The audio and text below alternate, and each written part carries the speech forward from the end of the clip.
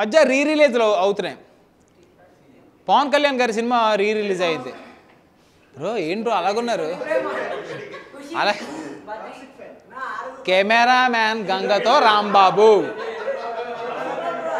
కాదు కాదు సీట్లు ఎరగొట్టేస్తున్నారు. పోనీ వదిలే సీట్లు చించేస్తున్నారు పిచ్చిముక్కలు. ఓకే అది కూడా ఓకే.